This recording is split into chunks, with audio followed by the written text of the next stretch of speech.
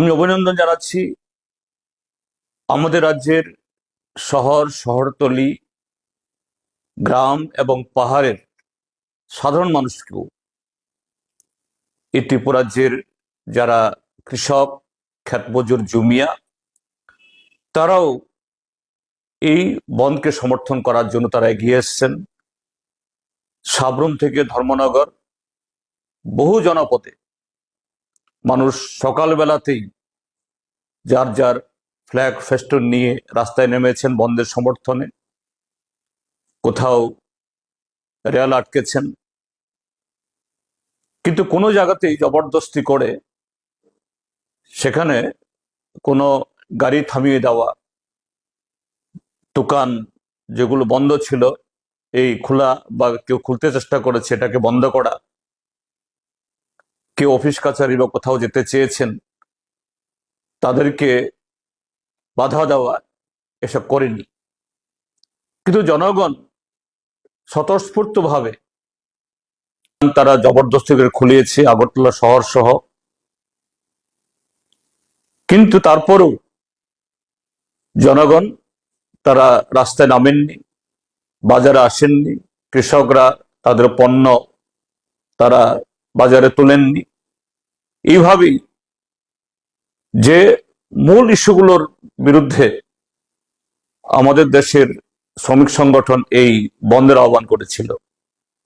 4টি শ্রম কোড চালু করা, অর্থাৎ আমাদের দেশের কোটি কোটি শ্রমিককে কৃতদাসের যে সনদের মধ্য দিয়ে মালিকদের দাসে পরিণত করার চেষ্টা, এটা প্রত্যাহার করার দাবিতে, তার সাথে রেগা বাতিল করে যে জিরামজির নামে নতুন আইন করে গ্রামীণ মানুষের মুখের গ্রাস কেড়ে নেওয়া, এর বিরুদ্ধে রেগা আবার প্রত্যাবর্তন করানোর জন্য দাবিতে, তার সাথে সাম্প্রতিককালে আমাদের দেশের সরকার অত্যন্ত নক্কারজনকভাবে আমাদের দেশের সার্বভৌমত্ব, দেশের কৃষক এবং দেশের যে শ্রমিক অর্থাৎ শিল্প, তার সমস্ত স্বার্থ জলাঞ্জলি দিয়ে আমেরিকার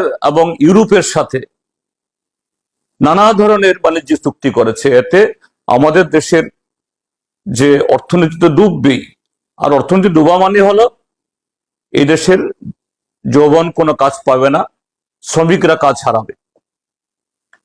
এর সাথে হলো যে বিদ্যুৎ বিল, বীজ বিল, একটার পর একটা জনবিরোধী এই সমস্ত আইন পাশ করানোর চেষ্টা করছে বা পাশ করে এটা চালু করার চেষ্টা করছে।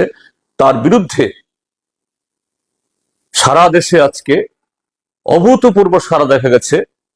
আমাদের ত্রিপুরা রাজ্যের মধ্যেও শাসক দলের বহু প্ররোচনা, এই সুনামরা এই বিশালগড়ে পার্টি অফিসে ওরা ডিল ছুড়েছে। এখানে জিরানিয়াতে শচীন্দ্রনগরে একজন যুবকর্মী তার বাড়িতে ঢুকে তাকে মারাত্মকভাবে আহত করেছে। আরো কিছু কিছু জায়গাতে শান্তিপূর্ণভাবে আমাদের বা শ্রমিকরা, কৃষকরা মিছিল করছিল, সেখানে জবরদস্তি করে পুলিশ তাদেরকে ধরে নিয়ে গেছে। এটা সোনামুড়াতে হয়েছে, খোয়াইয়ে হয়েছে। আমাদের বিধায়ক সেখানে নির্মল বিশ্বাস, তিনিও গ্রেপ্তার বরণ করেছেন, আরো বহু জায়গাতে। যাই হোক, যে ত্রিপুরা রাজ্যের সাধারণ মানুষ শাসক দলের বা তাদের একাংশ পুলিশের যে প্ররোচনাতে তারা পা দেননি। এ রাজ্যের মানুষ একটা অভূতপূর্ব বন ভারত সরকারের নীতির বিরুদ্ধে একটা প্রতিবাদ সংগঠিত করেছে। এটাকে আগামী দিন আরো সংহত করতে হবে যে না, এই দেশটাকে বিদেশের কাছে বন্ধক দেওয়া যাবে না। আমাদের দেশের স্বাধীনতাকে, সার্বভৌমত্বকে ক্ষুণ্ণ করা যাবে না। আজকের এই বন্ধের মধ্য দিয়ে সারা দেশের সাথে ত্রিপুরা রাজ্যের মানুষও তারা কাঁধে কাঁধ মিলিয়ে, এক কণ্ঠস্বর মিলিয়ে এই একাত্ম ঘোষণা করছে।